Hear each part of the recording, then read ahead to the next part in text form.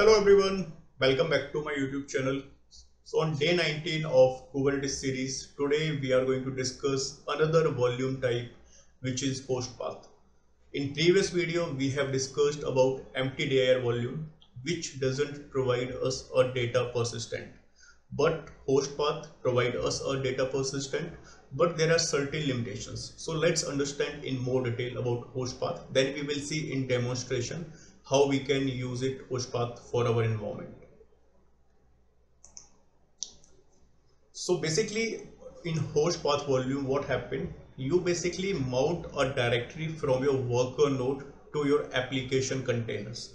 So whatever the file you will store inside your container, same file will be replicated or in a file system which you have mapped from the worker node. So if you can see on this particular image, I have this worker node. On this worker node, I have running a container. So this is the path /data/logs which I have mapped with /mount/logs. So whatever the files will be inside logs directory, all the files you will see in logs. So this is kind of a virtual path. Actual data we are going to store in logs directory. So what happened if in case the container crash or maybe are deleted, you will not lose your file because those files is still available in your files in your worker node file system basically. So that's how basically you will get a data persistence in hostPath volume. But the limitation is the path will be dependent on your worker node. So in real time or in production scenario, you cannot use hostPath volume because you have to always dependent on a specific worker node. And in real time, we generally don't depend on worker nodes because there are many worker nodes which is running to handle our application or traffic. So this is not the ideal solution for production level, but if you want to use for some kind of debugging or maybe testing purpose, you can use hostPath volume.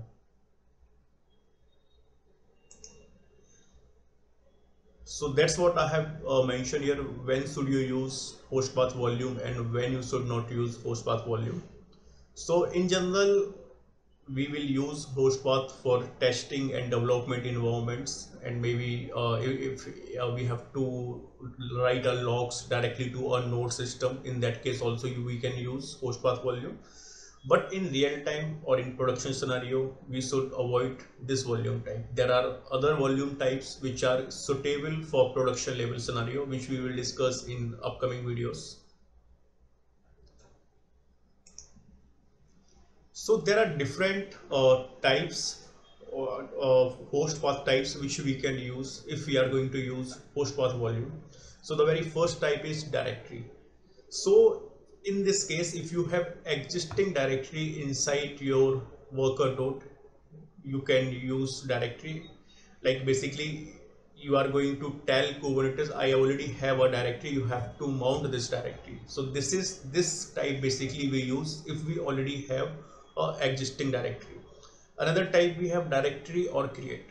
So here basically it will check first if you have a directory. If not, it will create a directory inside your worker node. Another is file. So same concept is file. If you want to mount any existing files, you can use file type.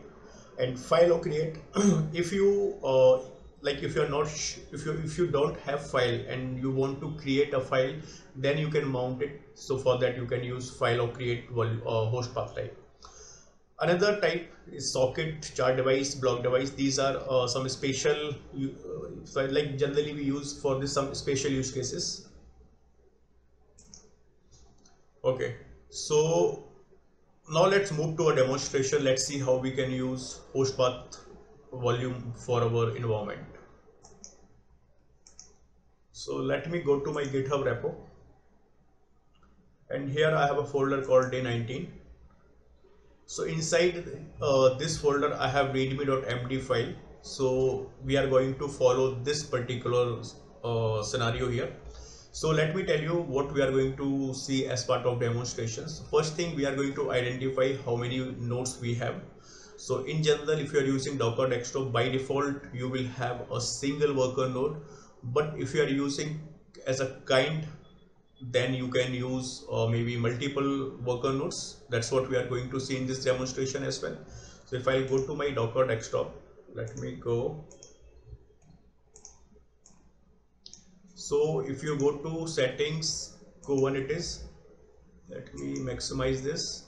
So if you are using kube-adm, in this case you will get single worker node where your control plane component will also running and your worker node. Another one is kind, which we are going to see. So for this we can create maximum 10 worker nodes, but again your system should support.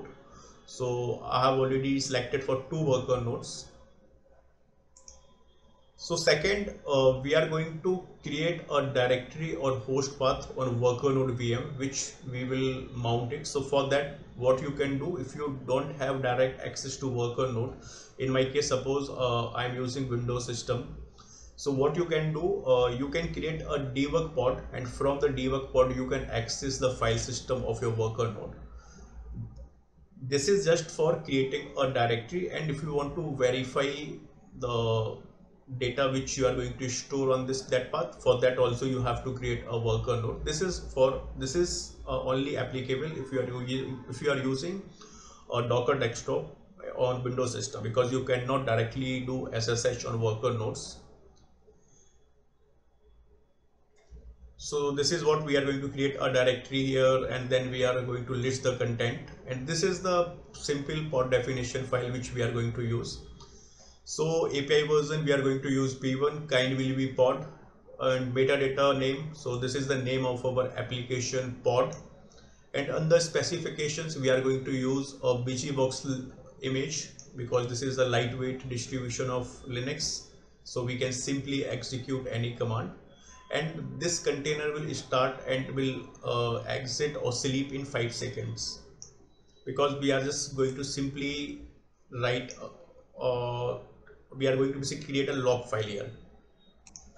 Okay, so here basically what we are going to do, we are going to create a log.txt file inside mount/data directory, and under volume mounts I have defined a mount path which is /mount/data, and this mount path will be mapped with this path. So this path is our worker node path, because the volumes we define at a pod level and volume mounts we use in container level, because here basically we tell what kind of volume you want to use and what will be the path.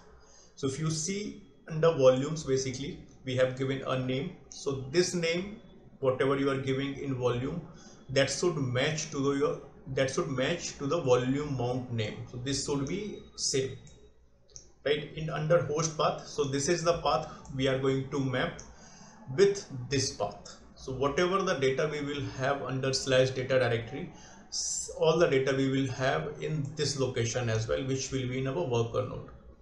And you can see a type here. So basically we are going to use directory or create. So what we will do, we will not manually create a directory, we will use this type. So it will automatically create this directory for my worker node.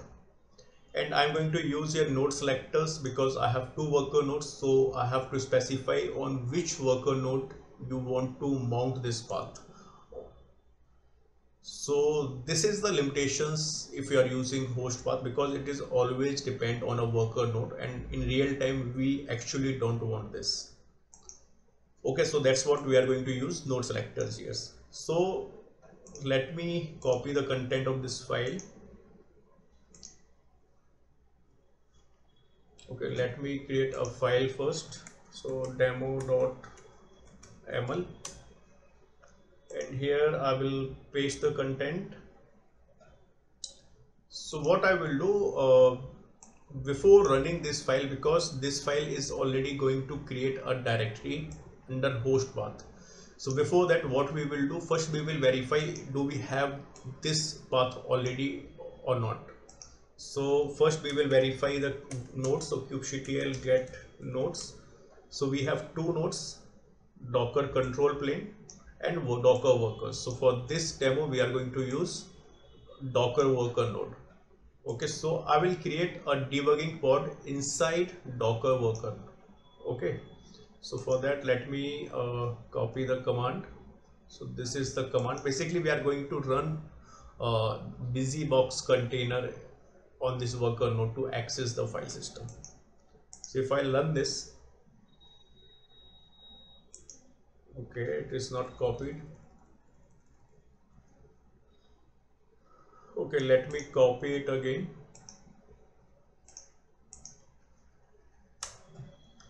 So you can see creating a debug pod node debugger desktop worker with container debugger on node desktop worker. So on this node we are going to create a debugger pod. So if I do here ls, so in host path you have to always go to host directory. So if I'll go to my cd host directory, and if I'll do ls here, so what the path we have used here, host path demo. So do we have that folder inside this? Okay, so I need to go one more level down, which is mount. So let me go to mount, and now let me do ls. So we don't have any directory inside /mount folder. So what this type will do, it will create a directory in a worker node. That's what we will see. So before that, let me exit from this container, and let me clear the screen. Now let me apply this file kubectl, sorry, apply -f and file name. Okay, let's verify the pod kubectl get pods. Okay, typo issue, kubectl get pods. Now what we will do, we will go inside this container and we will look for this path /mount/data. So for that I will use kubectl -it and pod name. So let me copy the pod name and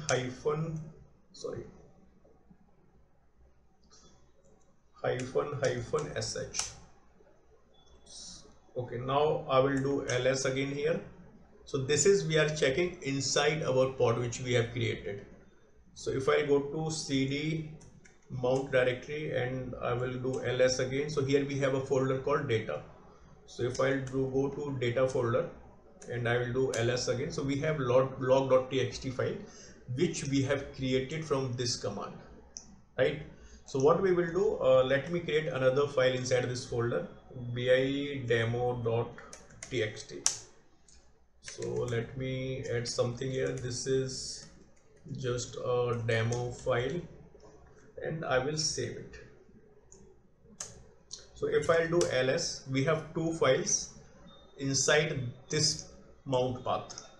Now we need to verify when we will delete this container, do we have these files available inside our host path?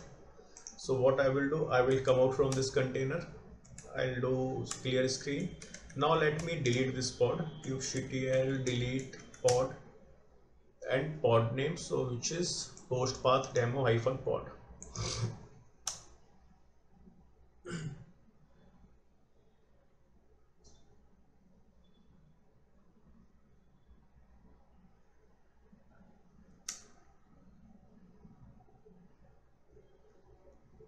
Okay, let me rerun the command kubectl get pods. Okay, kubectl get pods. So still it's in terminating state. Let's wait couple of seconds. Okay, let's verify again. So we don't have host path -demo pod which we have used to create a log file. So what I will do now, I will again go back to my worker node. So again I will use this one, busybox image. So basically I'm creating a debugging pod here on a worker node. So if I'll do ls and if I'll go to cd host directory, and if I'll do ls again, so we have path is /mount mnt. So I'll go to cd mnt. Let me clear the screen. So if I'll do ls again, so we have a folder called hostpath-demo. So it means we have not manually created this path, it is created automatically because we have specified the type here, directory or create. Okay, now I will go inside this path, and if I'll do ls, so here we can see a demo.txt and log.txt file, which means host path provide us a data persistent because we have deleted the container and still we are able to see or access our files. And because this host path does not depend on containers lifecycle, that's what it provide us a data persistent. But in real time we cannot use it because it is completely depend on worker node file system. So that's all for today. I hope it's clear. In case if you have any doubts, you can ping me over comments. I will keep the link of this code in description box so you can do hands-on if you want. So see you in next video. Thank you so much.